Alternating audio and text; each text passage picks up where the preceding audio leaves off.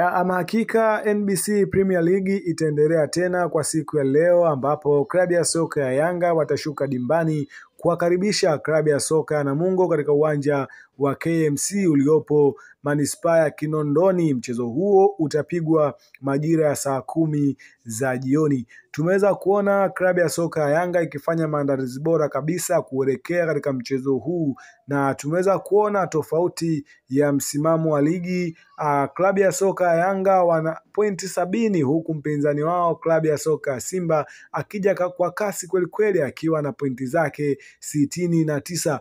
Na klabu ya soka ya Yanga wanakwambia wao ni ushindi tu, wanachokihitaji ni kushinda kila mechi, kukusanya pointi zote 3 ili waweze kuendelea kutetea ubingwa wao wa ligi kuu Tanzania bara. Na ikumbukwe NBC Premier League inaelekea ukingoni kwa sasa, zikiwa zimesalia mechi 3 pamoja na mechi ya dabi inakuwa mechi ya 4. Kama dabi haitopigwa basi mechi zimesalia 3 kumalizika kwa msimu huu wa ligi kuu Tanzania bara.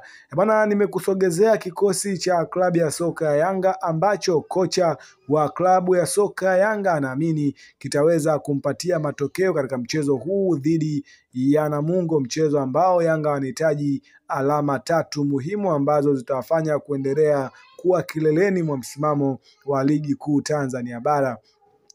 Bwana, kikosi cha Yanga kama kawaida, golini amesimama Djigui Diarra, golikipa nambari 1 wa klabu ya soka ya Yanga. Lakini pia katika safu ya mabeki kuna Kibwana Shomari, Dickson Job, Ibrahim Baka pamoja na Dickson Kibabaki. Katika safu ya kiungo kuna Steven Aziz Ki, Mudathir Yahya, Clatous Chota Chama. Hawa ndio wanaotengeneza nafasi ya kiungo kwa siku ya leo. Lakini pia katika eneo la ushambuliaji kuna mchezaji anaitwa Pacome Zouzoua amesimama katika eneo la pembeni, lakini pia eneo la katikati amesimama Prince Mpumelelo Dube na pande mwingine amesimama Clement Mzize. Bwana, siku ya leo Yanga kuanzisha kikosi hichi ni wazi kabisa wanahitaji ushindi tu katika mchezo wa leo dhidi ya Namungo Sports Club.